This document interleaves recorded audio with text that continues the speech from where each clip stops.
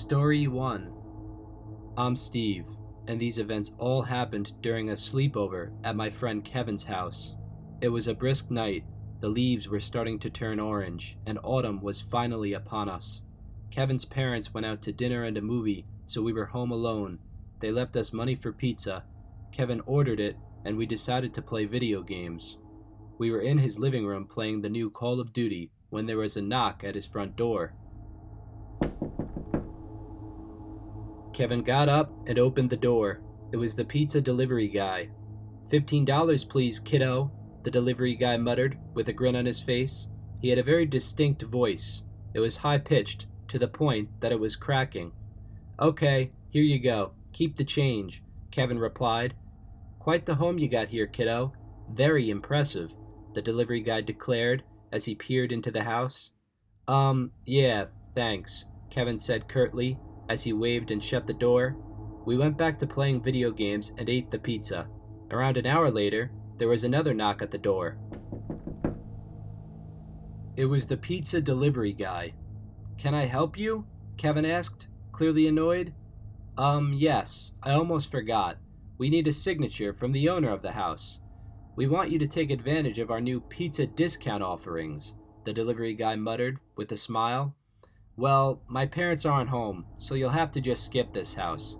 Have a nice night, Kevin said, in a slightly annoyed way as he closed the door in his face. A few minutes later, we set up our sleeping bags in the living room and put on a movie. As we were dozing off, I heard a slight banging noise. It was coming from Kevin's back door. What is that, man? I asked Kevin as he began dozing off. It's probably just my cat, man. She has a little entry door in the back, Kevin replied with a yawn. I brushed it off and we both fell asleep.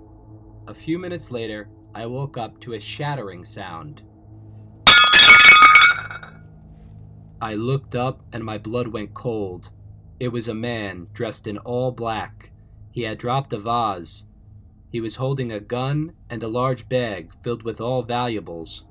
Don't move, kid, or you and your spoiled little friend will be done. Get into the basement now, the man ordered in a high-pitched, eerily familiar voice. Kevin was also awake at this point. He stared at the man with a look of terror. I know in the movies people usually fight back or scream, but we were so scared that we simply complied. We walked to the basement door and made our way down the stairs. The man locked the door from the outside, and we sat down there until Kevin's parents came home. Kevin's parents called the police and reported the burglary.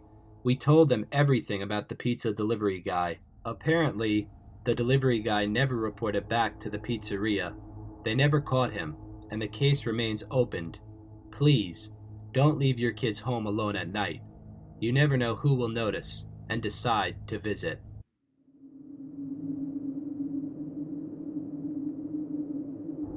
Story 2. It was a cold winter night in 2010. My best friend Tom was sleeping over at my house. We were sitting in my bedroom watching movies.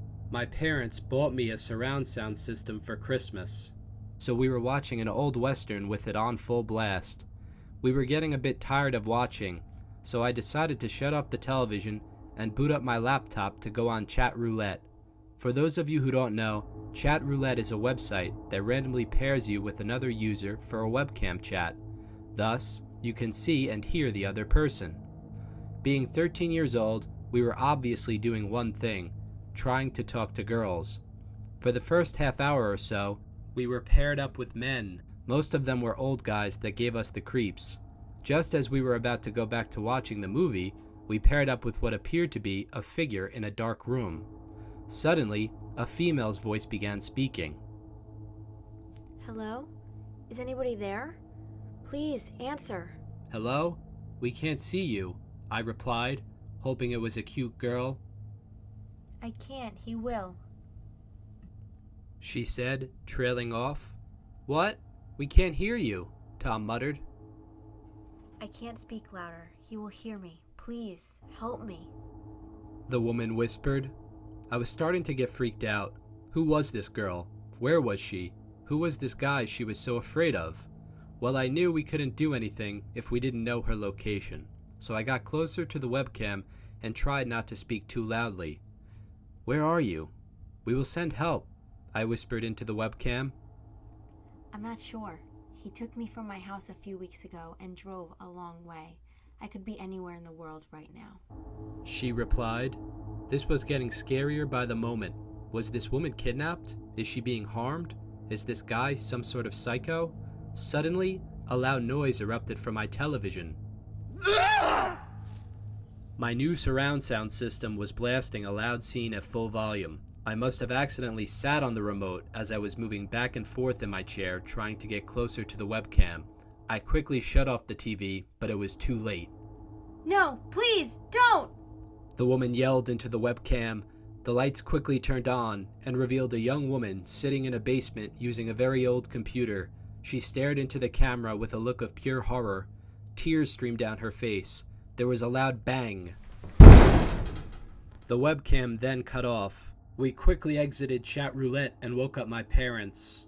We called the police, but there was nothing they could do. They seemed to think it could have all been a prank, but even if it was real, there was no way of finding where this woman was being held. I still feel guilty about what happened. I hope it was just a prank, but I will never forget the look on that woman's face. I'm not even sure if it's still around, but stay away from chat roulette. It isn't a place for children.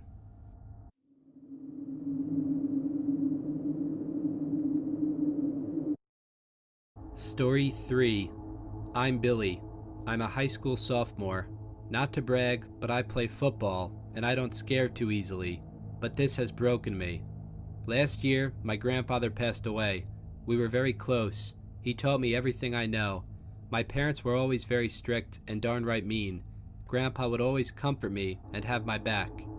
One night, Grandpa caught me drinking my father's scotch. I know this might not sound like a big deal, but my parents would have legitimately freaked. I mean, I probably wouldn't have left the house for a month, but Grandpa, being my best friend, didn't tell them. He simply took the scotch away and said one wise statement that I will always remember. A drink in the night makes the next day a plight. I thanked him and never drank at home again.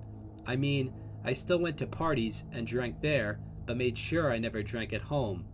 Well, I was crashing at my friend Harry's house one night. His parents didn't really care that we drank. They were so-called cool parents. We were in his basement pounding some beers and watching a comedy on TV. The comedy was getting boring, so we decided to fiddle around with Harry's old Ouija board. This thing works, man. I'm telling you, don't crap your pants, Harry joked. Yeah, right. Whatever, man. It's just a piece of cardboard, I replied. Harry took out the board and set it up. We each put our hands on the pointer and were ready to go. Spirit of the night, reveal yourself, I yelled jokingly as I took another swig of beer. We sat there for a minute waiting for it to move. This thing is garbage, man, I muttered to Harry. Suddenly, the pointer began moving. It went to the letter A and then spelled out drink. Okay, Harry, sure. It knows we are drinking somehow. Stop moving it, man, I said sternly. No, dude, I didn't move it at all. I swear, Harry replied. The pointer stopped moving. We sat there with our hands on the pointer, staring at the board. It seemed that this so-called spirit was bored of us. As I was about to tell Harry to put this waste-of-time game away, the pointer continued to move. It quickly spelled out, in the night. Alarmed and annoyed now, thinking Harry was moving the pointer, I pushed him away from the Ouija board. Stop moving it, man. I'm serious, I said sternly. I'm not moving it, Bill. Honest, Harry replied, with a worried look on his face. Suddenly, the pointer began moving. It slowly spelled out, makes the next day a plight.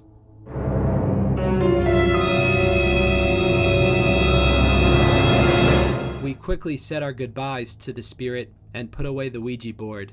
I then decided to go sleep at home. I'm still not sure how all of this happened, but there is really no explanation. Maybe I subconsciously moved the pointer myself out of grief over my grandfather's death. Or maybe he really was in that room watching us.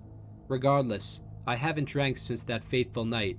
If you are out there, Grandpa, I promise I won't disappoint you ever again.